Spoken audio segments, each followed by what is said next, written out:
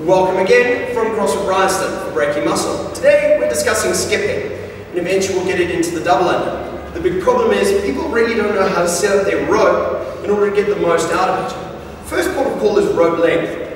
You need to stand on your rope with one foot, and with the handles horizontal, they want to be around your nipples. Yeah? Just a little bit above them. A little bit higher is not too bad. Too long causes a problem, and too short causes a problem. Too long, you're going to trip yourself up on the rope. Too short, it's going to be like you're walking into a building with a low archway and you have to stoop to enter that building. If your rope is too short, you are going to stoop every time you try to skip.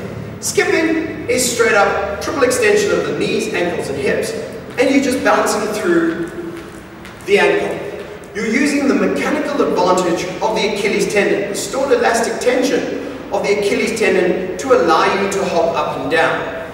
That is why we can do what we need to do, because of that elastic tension. Our calf muscles are not big enough to launch our bodies straight up against gravity. It's that elastic tension, the mechanical advantage of that lever in the ankle that allows us to skip.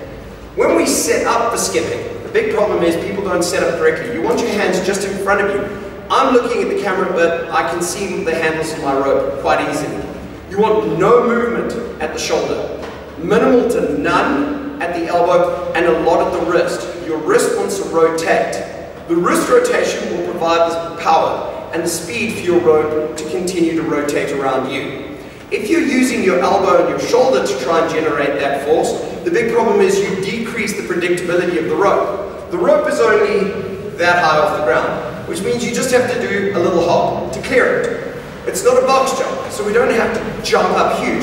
If we're jumping and we're tucking our knee to the front, or we're jumping and we're tucking our heel to the back, the problem is that extra bend when we land, we need to reacquire a vertical position in order to then hop. But before we can acquire that vertical position to get the hop, the rope has come around and it's caught us, and that's when we fail our rope skip. So we want to be able to know where the rope is at all times.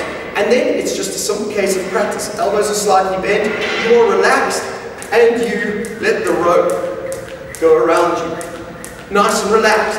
One big thing I see, one problem, especially here, a lot of people put too much energy into the earth when they jump.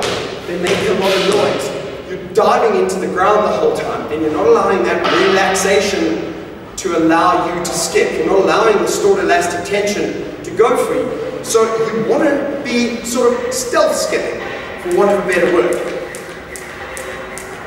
Once you've gotten that right, it's very easy to go into a double under. Double unders are a problem. They require a little bit of the pain train, because the rope is going to hit you, because you're going to make mistakes. The thinner ropes sting, the thicker ropes leave a bit more of a, shall we say, all-consuming pain spread throughout the body for a little bit. It's really up to you what rope you want to use. I recommend you get your own rope so that you can practice it. Rather don't use the ropes at your CrossFit box or your gym and that kind of stuff, because people are using them all day and the lengths are changing.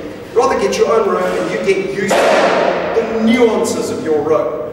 When you're doing a double under, where the rope will pass under your feet twice as you do a single jump, it's about rhythm. When you see people doing double unders really, really fast, it seems like it all just blends into one another. Rather, you want to actually jump and 1, 2. You want to have that rhythm, the cadence in your head. Jump, 1, 2. Jump, 1, 2. Jump, 1, 2. There is no change in my posture.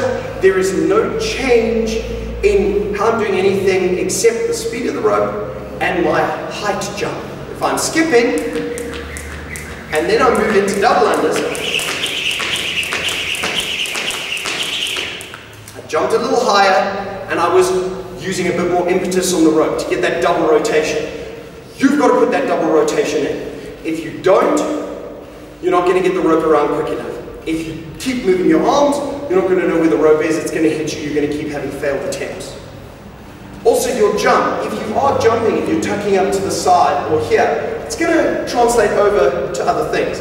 If you're in the CrossFit world and you've got the Olympic lifting and stuff, when we extend into our Olympic lift, we want to extend, much like we extend into our skip. The problem is, if we're kind of donkey kicking, that's going to translate into our jump for our snatch or our clean, which means we're going to lift up here, which means we're going to put our feet down incorrectly, and we're going to miss the lift because we won't receive the barbell correctly.